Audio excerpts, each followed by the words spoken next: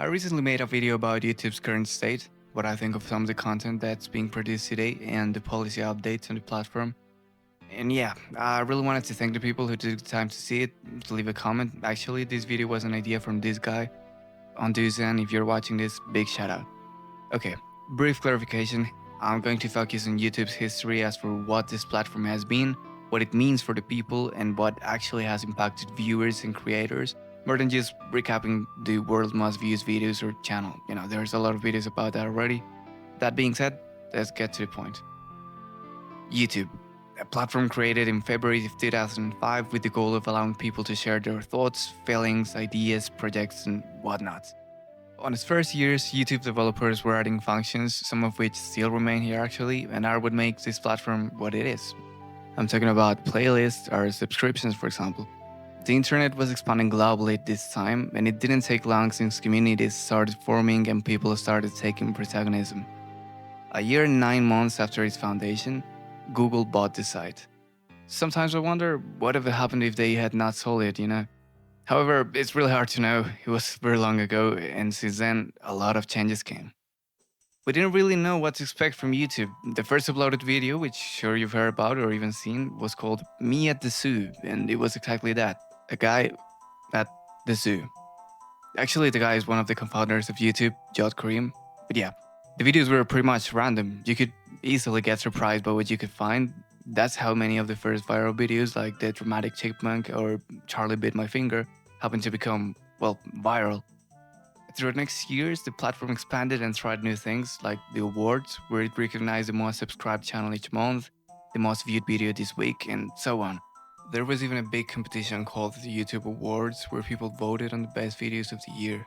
I remember YouTube also did some April Fool's prank as well.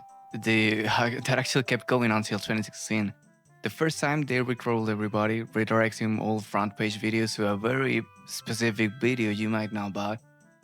And this way, our beloved platform was growing. New functions kept being added, video quality was improving, jumping from maximum of 480p to 4K video in just about 2 years. And there were people who were gathering audiences and becoming characters, references of the content. Creators that received the noun YouTubers now. And as the algorithm got more complex and each time there were more people joining the platform, things started really turning around. Around 2012, there were already many established YouTubers and many more were growing. And as it got harder to stand out, they started coming up with ways to keep people engaged and interested in their content. Watch time was now the base of the algorithm instead of just views, so the channels were focusing on it now, as well as maintaining consistent uploads not to lose protagonism, of course. And in the next years, creators like Smosh or PewDiePie had a massive growth of their views and subscribers. Now, this is actually something that was going to happen sooner or later. The way that the platform works was calling for this, rewarding watch time and interactions, as many other similar platforms do, by the way. It meant that people had to optimize their content if they wanted it to attract public and perform better overall. It is good in some ways. It made creators put more effort in their work and therefore gave us viewers better content. It sounds like a win-win, right? Well, there are also some problems with this. Nowadays, we're seeing why, if not managed properly, this type of systems can also be quite dangerous. But we'll talk more about it in a bit. Keeping up with the timeline, around 2015, YouTube was already extremely popular, and live streaming was rising through the internet. YouTube was a big part of this, although other platforms like Twitch ended up being better options. YouTube Premium also had just been created. Actually, it was first called Music Key, and it focused only on music. Later, it was rebranded to YouTube Red, and it stayed like that for almost 3 years until it changed to the name it has now. This service offered downloading content, background music playback, and no ads. And this last one had been an ongoing debate for the past years.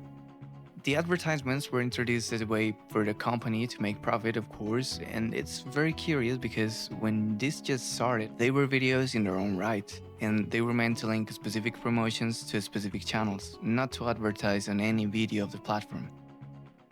In fact, this was totally the opposite of what they wanted to do. Just listen to what the CEO of YouTube, Chad Hartley, said at the beginning, and I quote, "We think there are better ways for people to engage with brands than forcing them to watch a commercial before seeing content.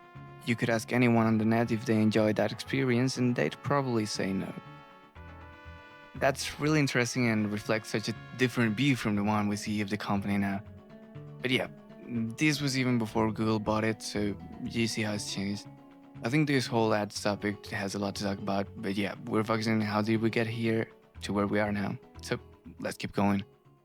As of February 2017, there were reportedly more than 400 hours of content uploaded. This was a huge increase from the 48 hours of footage that were uploaded every minute in 2011, and this number just seemed to keep going up.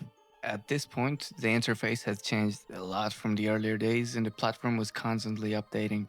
With these updates came some controversies as monetization got stricter, many rules for the creators to be able to profit from their content were added, and this was a move that was supposed to help the platform maintain a safe and healthy environment, as many brands were pulling out their ads due to them appearing in content considered inappropriate.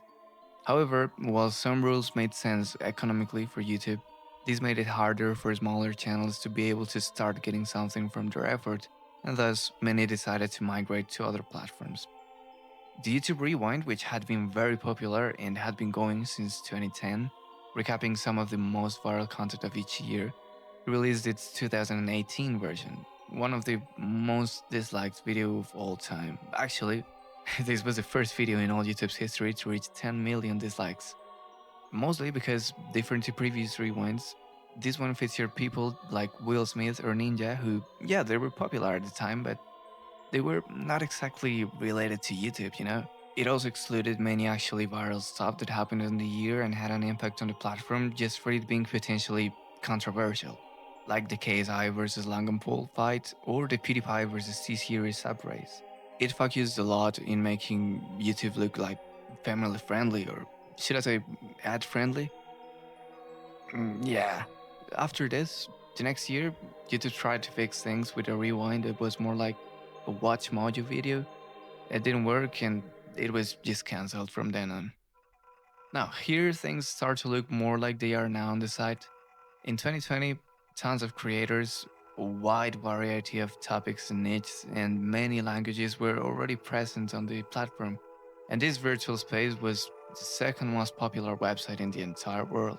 YouTube Shorts were added this same year in September following the success of TikTok, and community captions, which allowed the viewers to contribute with captions upon approval by the creator, were removed. 1 year later, dislikes were taken down as well, justified by the company saying it helps protect creators from online harassment. This decision is still widely criticized as it literally damages the rating system, which helps viewers see what people think about the content. And honestly, what kind of argument is protecting creators when they're still able to see the dislike on their studio panel? How does that even make sense? Okay, in this range of years, a creator stood out from the rest for his content, Mr. Beast, who started doing videos to literally call the viewer's attention, like counting from 1 to 100,000, and once he had the money to do it, he started spending great amounts in his video, and he keeps doing so. Always focusing on doing content that could trigger the algorithm and many people could be interested in, alongside thumbnails like this. You know already all of this. What this showed was that the main purpose of mainstream content was to sell and keep the viewer entertained, regardless of what the actual value of the content was. Creating a community that actually liked your content because of what you do, of who you are, was not that important anymore. Yeah, that's how we get to this point. These more recent years, you've already seen what the platform is. It began blocking ad blockers in 2023, so that you had to either purchase YouTube Premium or be forced to watch ads every now and then. And it's been adding some other features like playables that seem to be available only in some places, or even more ads, this time on the side of the video when paused. Great. I really loved YouTube. I remember watching videos from my favorite YouTubers interacting with the community and being hyped. This platform was gold, man. I'm nobody to say what content should be or how the internet should work, but I have to say that now it feels as if I was just looking for something worth watching rather than actually letting myself be surprised with what I could find. Dodging ads, trying to figure out if this interesting title is going to be another AI generated summary or actual content. And yeah, it's not really cool. There's still content worth watching, don't get me wrong. There are enjoyable videos. Internet is not dead yet, at least not totally. But from all of this, I don't know if we're on the right track.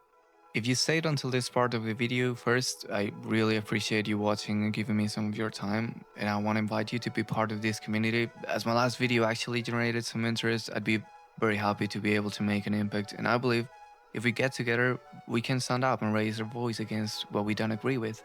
I would love keeping up with this content so we can eventually do something real. That's really my goal. For now, I hope you have an amazing day. Talk later, and goodbye.